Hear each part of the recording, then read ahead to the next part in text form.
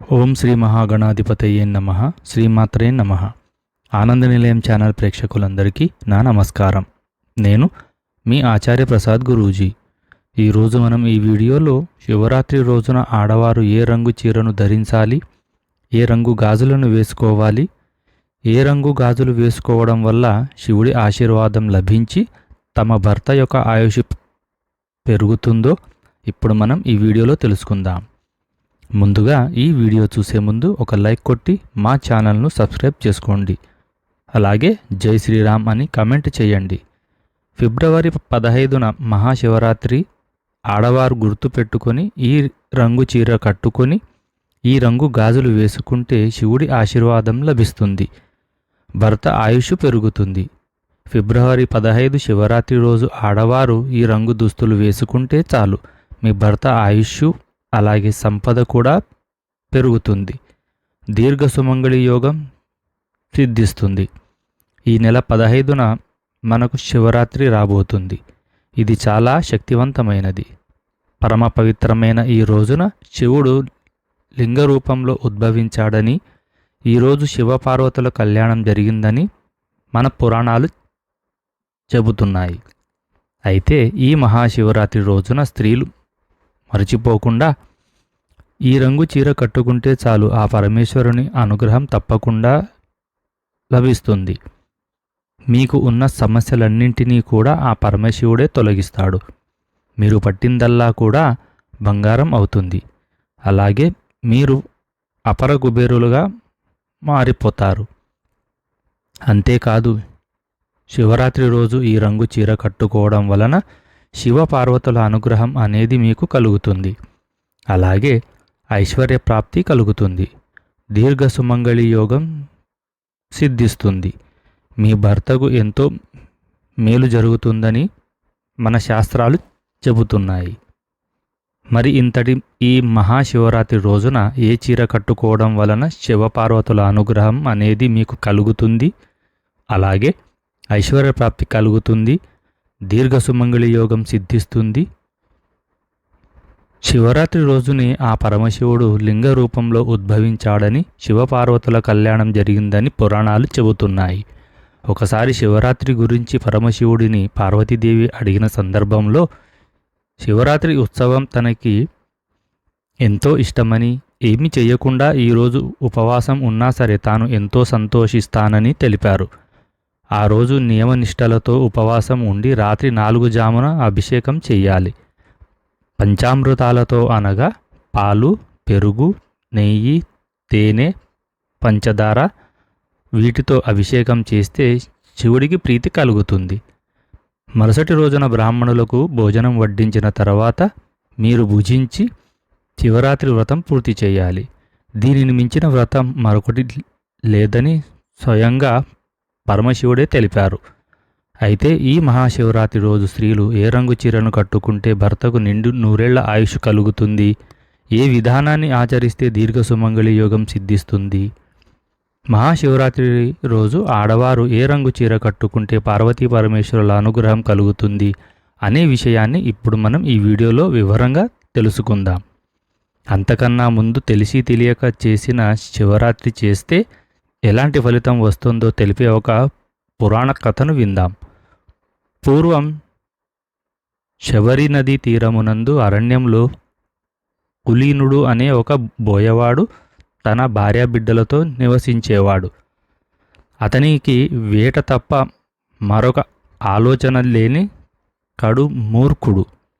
వేటకు పోవుట, జంతువులను చంపి వాటిని కాల్చి తాను తిని తన భార్యాబిడ్డలకు తినిపించడం తప్ప అతనికి మరేమీ తెలియదు. అతడు జంతువులను వేటాడడంలో మంచి పేరు గలవాడు. క్రూరముగాలను సైతం ఆ బోయవాడిని చూసి భయపడి పారిపోయేవి. అందుచేత అతడు అడవిలో నిర్భయంగా తిరిగేవాడు. ప్రతిదినము వలె ఒకనాడు వేటకు వెళ్ళగా ఆనాడు జంతువులు ఏమీ కనబడలేదు. సాయంకాలం అవుతుంది. బోయవాడికి ఒట్టి చేతులతో ఇంటికి వెళ్ళుటకు మనసు ఒప్పుకోనందున చీకటి పడిన తర్వాత మారేడు చెట్టు మీదకు ఎక్కి జంతువుల కోసం ఎదురుచూశాడు. తెల్లవారుతున్న కొద్దీ చలి ఎక్కువ మంచు కురుస్తున్నందున బోయవాడు చెట్టు కొమ్మలను దగ్గరకు లాగి వాటితో తన శరీరాన్ని కప్పుకోసాగాడు. ఆ కొమ్మలకు ఉన్న ఆకులు రాలి చెట్టు కింద ఉన్న శివలింగం మీద పడినవి. ఆ రోజు మహాశివరాత్రి. బోయవాడు పగలంతా తిండి తినక రాత్రంతా జాగరణతో ఉన్నాడు. తనకు తెలియకపోయినా మారేడు దళాలు శివలింగంపై పడినవి. ఇంకేమున్నది, శివరాత్రి మహిమ బోయవాడికి కలిగినది. మాఘమాసంలో కృష్ణపక్ష చతుర్దశి రాత్రి అందు తిండి లేక ఉపవాసం ఉండుట, ఇవన్నీ ఆ బోయవాడికి మేలు చేసినవి. మరణమునకు హెచ్చు తగ్గులు కానీ, శిశువృద్ధకు వేదములు కానీ లేవు. పూర్వజన్మలో చేసుకున్న ఆ పాపపుణ్యాలను బట్టి మనుషులు తన జీవితంలో గడపవలసినదే. మరికొన్ని సంవత్సరములకు ఆ బోయవాడికి వృద్ధాప్యం కలిగి మరణం ఆసన్నమై ప్రాణములు విడిచెను. వెంటనే యమదూతలు వచ్చి తన ప్రాణంను తీసుకొని పోవుచుండగా కైలాసం నుండి శివదూతలు వచ్చి యమదూతల చేతిలో నుండి ఆ వేటగాడి జీవాత్మను తీసుకొని శివుని దగ్గరకు వెళ్ళినారు. ఇక యమదూతలు ఏమీ చెయ్యలేక యముడు దగ్గరకు వెళ్ళి జరిగిందంతా చెప్పారు. అప్పుడు యముడు కొంతసేపు ఆలోచించి మరుసటి రోజున పరమశివుడి వద్దకు వెళ్ళెను. అక్కడ శివుడు, పార్వతి, గణపతి, కుమారస్వామి, తుంబుర, నారదాది గణములతో కొలువు తీరిన సమయంలో యముడు వచ్చి శివునికి నమస్కరించెను. అప్పుడు ఉమాపతి యముడిని దీవించి ఆసనం ఇచ్చి కుశల ప్రశ్నలు అడిగి ఇక్కడికి వచ్చుటకు కారణం ఏమిటని ప్రశ్నించెను. అందుకు యముడు, మహేష, చాలా దినములకు మీ దర్శన భాగ్యం కలిగినందుకు మిక్కిలి సంతోషించుచున్నాను. మీ దర్శన కారణం ఏమనగా ఇంతకుముందు మీ దూతలు తీసుకువచ్చిన బోయవాడు మహాపాపి, క్రూరుడు. అతనికి దయాదాక్షిణ్యాలు లేవు. అనేక జీవహింసలు చేసి ఉన్నాడు. ఒక దినము అనగా మహాశివరాత్రి నాడు తాను యాదృచ్ఛికముగా జంతువులు దొరకనందున తిండి తినలేదు. జంతువులను వేటాడుటకు ఆ రాత్రి అంతా మెలకువగా ఉన్నాడే కాని తాను చిత్తశుద్ధితో శివలింగాన్ని పూజించలేదు. కనుక తనని కైలాసానికి తీసుకురావడం భావ్యమా?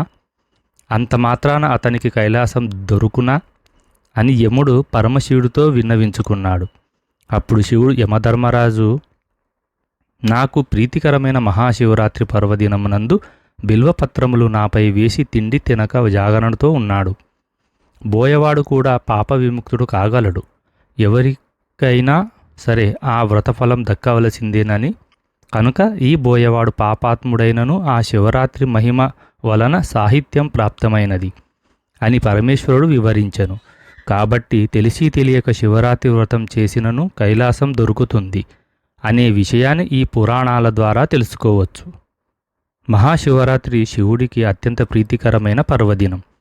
ప్రత్యేకించి ఈ సంవత్సరం మహాశివరాత్రి రోజున ఆడవారు పసుపు, గ్రీన్ కలర్, గోల్డ్ కలర్ ఈ మూడింటితో ఏదో ఒక రంగులో ఉండే చీరను కట్టుకోండి. శివారాధన చేస్తే పార్వతీ పరమేశ్వరుల అనుగ్రహం కలుగుతుంది. మీకు ఉన్న కష్టాలన్నీ కూడా తొలగిపోతాయి. ఈశ్వరుడే ఐశ్వర్యాన్ని ఇస్తాడు. చీరలు, డ్రెస్సులు ఇలా మీరు ఏ దుస్తులు ధరించినా ఈ రంగులో ఉండేటట్టుగా ధరించండి. ఆడవారు, ముఖ్యంగా పెళ్ళైన ఆడవారు శివరాత్రి రోజు ఈ రంగులో ఉండే దుస్తులు ధరిస్తే దీర్ఘసుమంగళి యోగం కలుగుతుంది. తమ భర్తకు మంచి జరుగుతుంది. శివుని అనుగ్రహం లభిస్తుంది. ఆడవారే కాదు, మగవారు, పిల్లలు, పెద్దలు, ముసలివారు ఇలా అందరూ కూడా శివరాత్రి రోజు ఈ రంగులో ఉండే దుస్తులను ధరించడం వలన పరమేశ్వరుడి యొక్క అనుగ్రహం తప్పక లభిస్తుంది.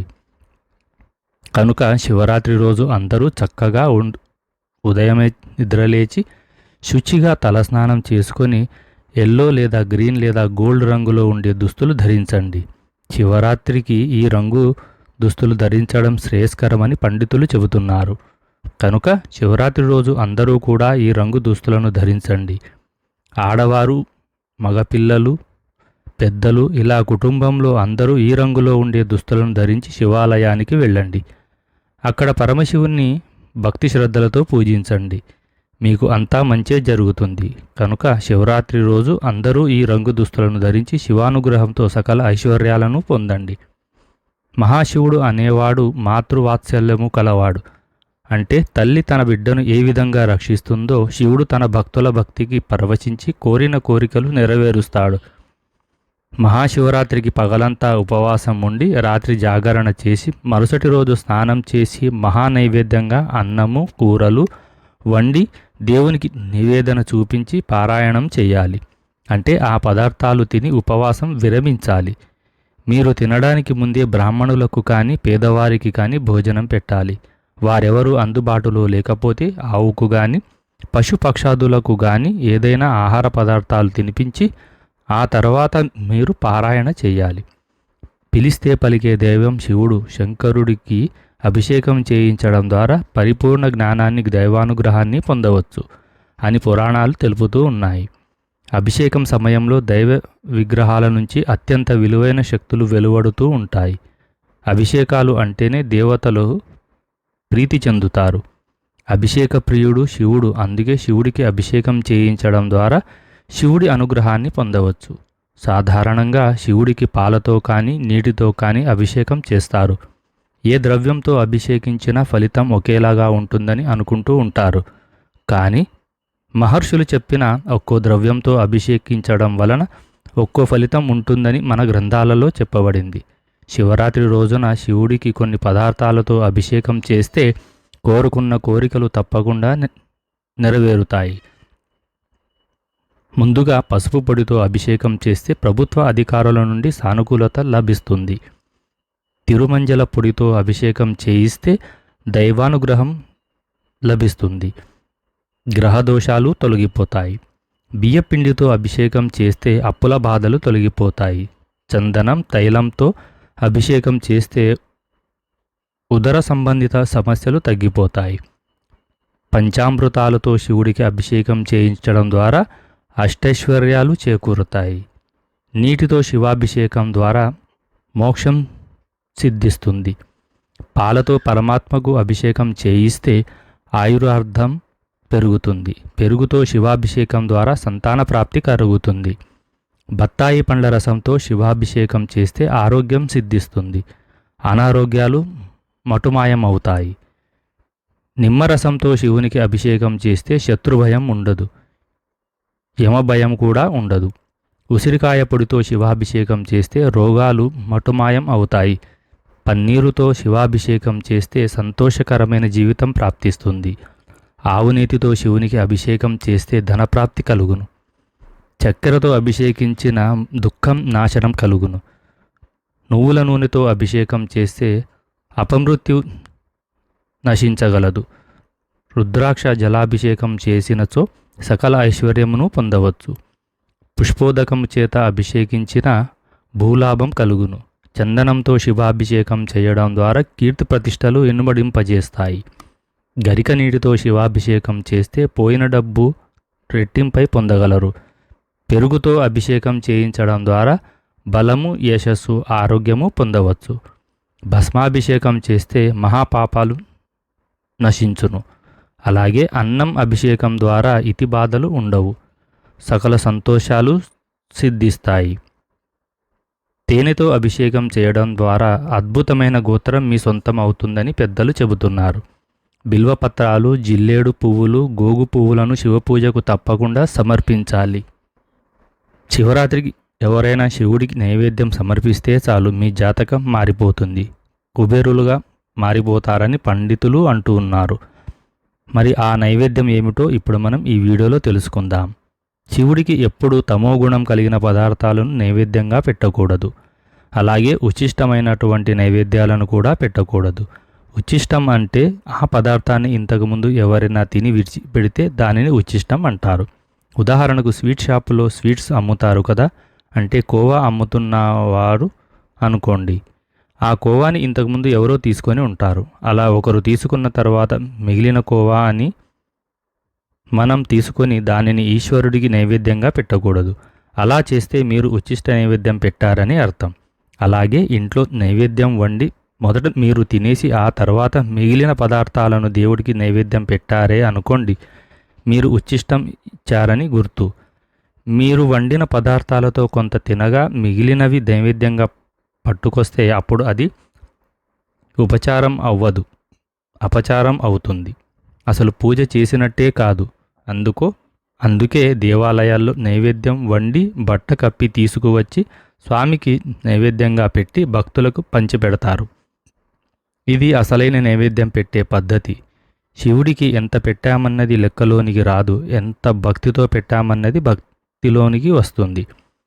పండ్లు, డ్రై ఫ్రూట్స్ కూడా శివునికి నివేదన చేయవచ్చు.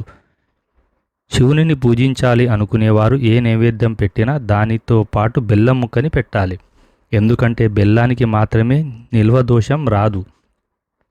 నిన్న వండింది నిల్వ దోషం అవుతుంది. బెల్లం ముక్క కలిపి నైవేద్యం పెట్టాలి.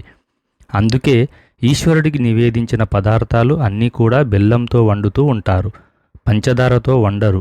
కాబట్టి శివునికి బెల్లంతో చేసిన పరమాన్నం లాంటివి నివేదించాలి. నివేదన అంటే శివుడిని ఆరగించమని చెప్పడం.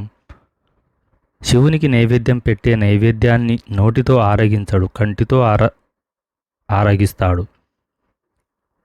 నైవేద్యాలు పెట్టిన వాటితో పాటు బెల్లం పరమాన్నం కూడా నివేదించండి. మహాశివరాత్రి వచ్చేస్తుంది, ఎంతో సమయం కూడా లేదు. కనీసం అప్పటి వరకైనా సరే నైవేద్యం పెడితే మీ జాతకం మారిపోతుంది. మీరు ప్రసాదాలు ఏమీ చెయ్యలేరు అనుకుంటే చిన్న బెల్లం ముక్కని శివుడి ఫోటో ముందు పెట్టి మనస్ఫూర్తిగా నమస్కారం చేసుకోండి. శివరాత్రి వరకు అయినా సరే ఇలా చేస్తే శివుని అనుగ్రహంతో పాటు మీ సర్వ అభిష్టాలు నెరవేరుతాయి. ఈ వీడియో కనుక మీకు నచ్చినట్లయితే ఒక లైక్ కొట్టి మా ఛానల్ను సబ్స్క్రైబ్ చేసుకోండి. జై శ్రీరామ్.